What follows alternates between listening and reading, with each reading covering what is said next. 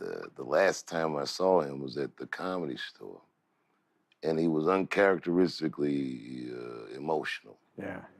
Like when we parted company, he was. And there's a picture of me and him and like the back of Chris Rock's head. I put it in my special. That picture that's in the end of the closer was the last time that I saw him.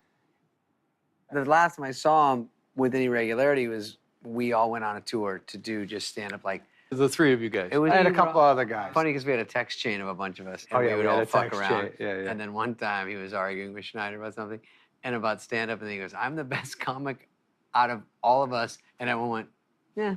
I saw him at the SNL 40th, and I didn't know he had cancer or anything, but I remember as soon as he saw me, he was like, "I love you, Molly." Just he blurted out right away, and I think I was like, oh, I just had a sense of like, I could feel that he had this kind of urgency to say exactly what was on his mind in the moment, right?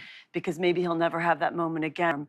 Sometimes he'd be late in the morning because we're all taking off, and I would just go, "Hey, no, man, we got to get to this place," and he'd give me a look, and then after he passed away, then I realized he was giving me a look like, "What the fuck do you want from me? I'm going through some shit, man." But he'd be like, "Yeah, all right, you know."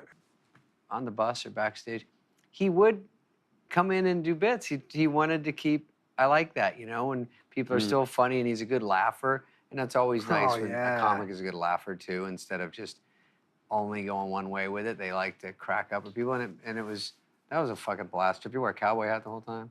He bought a cowboy hat, and all of a sudden, cowboy hat walking around. Weird, yeah. He could do that. He did get emotional a lot, though. Like on the whole tour, he would just all of a sudden get really teary-eyed and stuff, and he'd be like, "This is wonderful!" Like this, the tour itself, and like hanging out, and we'd have dinners and breakfasts and shit. And he was more.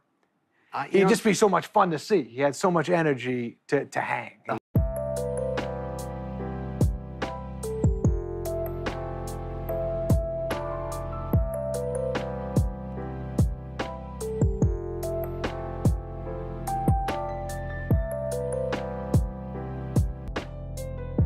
Do you remember the last time that you had seen him? I hadn't seen him for a while, but the last time I saw him was at a bar by our place, and he would watch. He was a big gambler, but the last time I talked to him, when I was quarantined in Minnesota, he would I'd text him and I go, "Hey, what's up, dude?" And he goes, "What? Who's this?"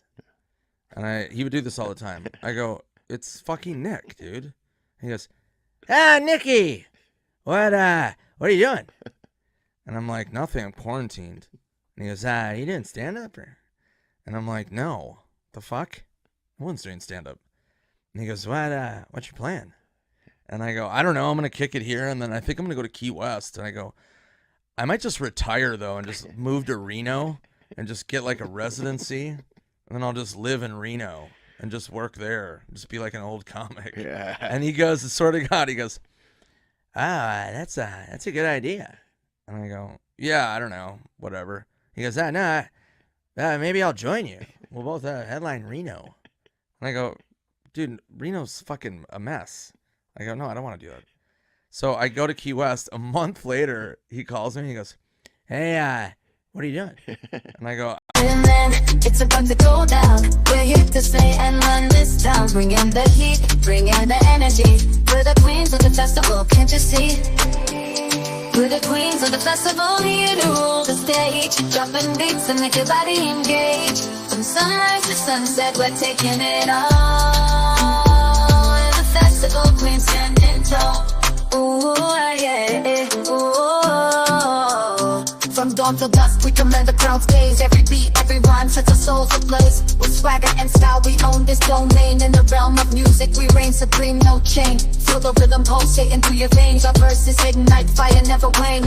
With each lyric we spit, each move we make, we carve our legacy, leaving jaws to quake. We're the queens of the festival, here to rule the stage. Dropping beats and make your body engage. From sunrise to sunset, we're taking it all. We're the festival.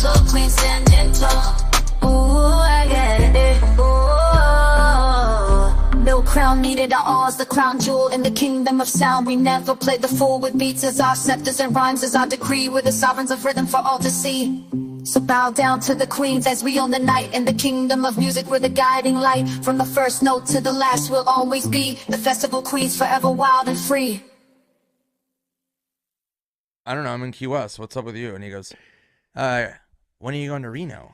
And I go, dude, that was a joke. I'm not moving to fucking Reno and retiring as like a comic. And he goes, fuck. I thought it was a good idea. And I'm like, no. And so that's the last time I talked to him. And then his his closest friend, Lori Jo, I hit her up after Norman passed, and I was like, hey, are you doing okay?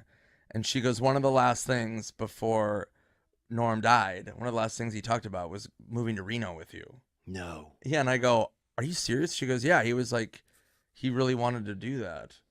And I was like, oh, and then that made me cry again. And yeah, it was just, that was Norm. It was just really, it was awful. Damn. I'll tell you, I have so many Norm stories, but this is one of my favorites. And I was on tour, me, Sandler Spade, Rob Schneider.